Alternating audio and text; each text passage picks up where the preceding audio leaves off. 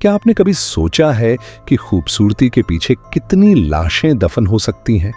दिल्ली के मेहरौली में खड़ा है कुतुब मीनार, जहां सैकड़ों कारीगरों के हाथ काटे गए, आंखें फोड़ी गईं और आज भी उस सीढ़ी पर लोग गिरते हैं जहां से नीचे आवाज आती है, चढ़ो चढ़ो और गिरो।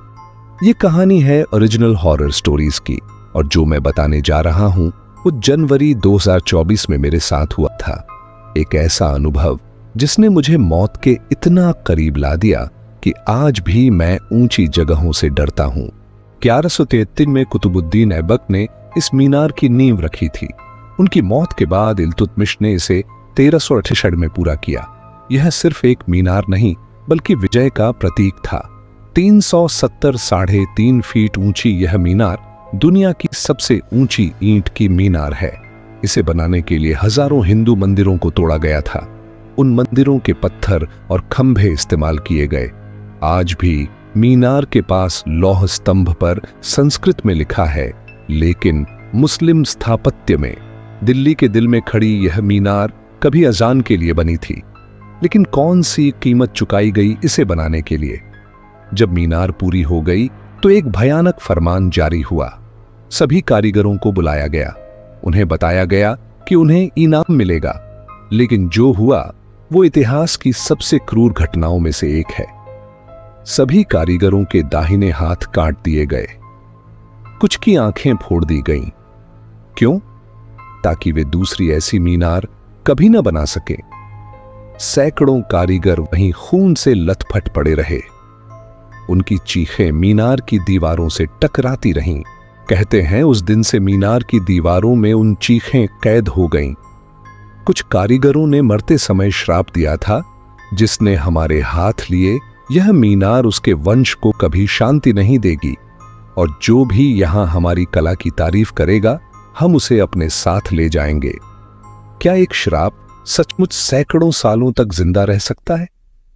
लेकिन असली डरावनी कहानी 1981 में शुरू हुई। उस साल तक लोग मीनार की सीढ़ियों से ऊपर जा सकते थे।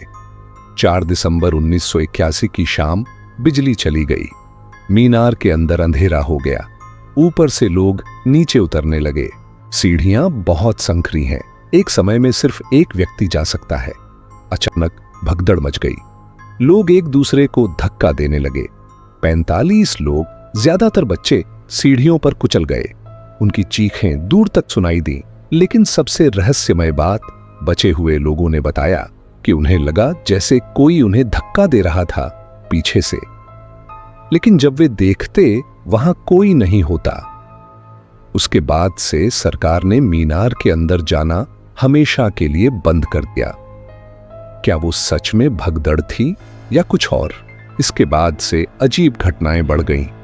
रात के पहरेदारों ने बताया कि मीनार के अंदर से आवाजें आती हैं। कोई रो रहा है, कोई चीख रहा है। कुछ पहरेदारों ने कहा कि उन्हें सीढ़ियों पर किसी के चढ़ने की आवाज सुनाई देती है, लेकिन वहां कोई नहीं होता। एक पहरेदार ने बताया कि उसने एक बार मीनार की चोटी पर एक परछाई देखी जो नीचे की तरफ देख रही थी। जब उसने ध्यान से देखा तो वो परछाई गायब हो गई। क्या वे कारीगरों की आत्माएं हैं जो बदला लेना चाहती हैं? मैं आपको 2 घटनाओं के बारे में बताता हूं। 2009 में एक फोटोग्राफर रात में परमिशन लेकर मीनार की तस्वीरें लेने आया।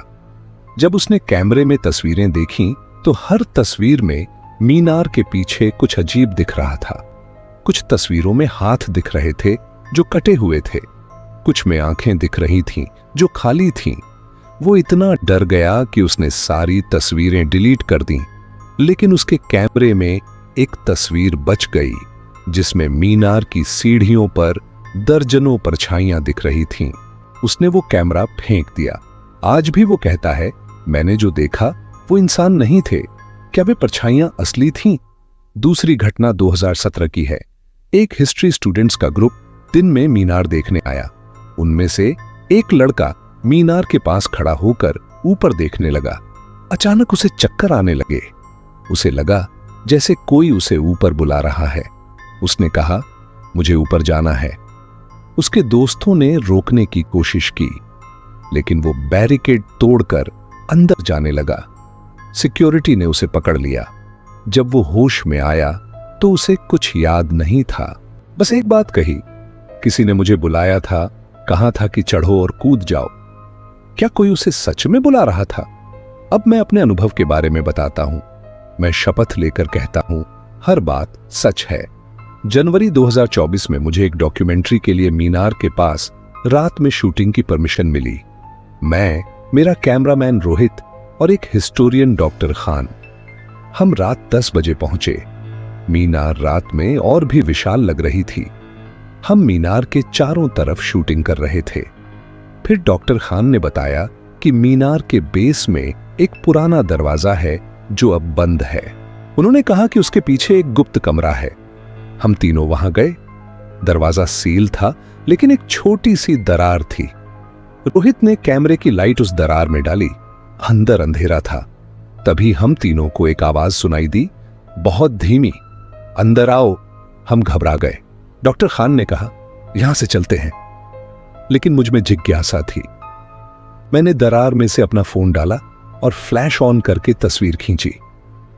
जब मैंने तस्वीर देखी तो मेरी सांसें रुक गईं। अंदर फर्श पर कुछ पड़ा था, हड्डियां, और उन हड्डियों के पास एक हाथ था, कटा हुआ, जो ऊपर की तरफ था, जैसे मदद मांग रहा हो। मैंने रोहित को दिखाया। हम तीनों तुरंत वहां से हटे। फिर हम मीनार के सामने खड़े होकर शूटिंग कर रहे थे। मैं बोल रहा था, यह मीनार न सिर्फ इतिहास है, बल्कि कला का उत्कृष्ट नमूना है।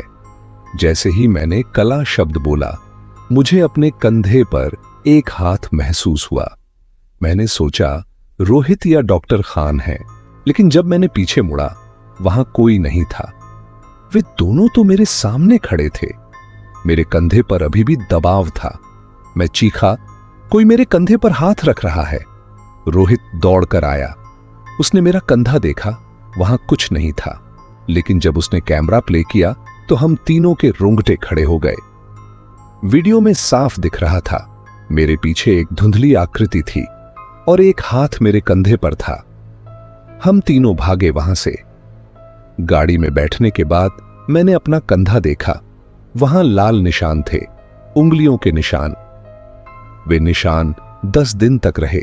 उस रात मुझे बुखार आया और मैंने सपना देखा, मैं मीनार की सीढ़ियों पर चढ़ रहा हूं और हर सीढ़ी पर एक हाथ पड़ा है, कटा हुआ, और सब मुझे पकड़ने की कोशिश कर रहे हैं।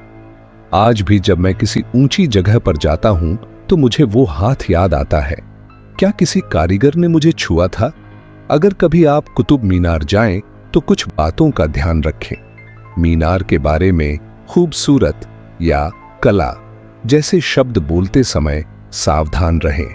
कहते हैं कारीगरों की आत्माएं इन शब्दों से आकर्षित होती हैं। सील दरवाजे के पास कभी न जाएं।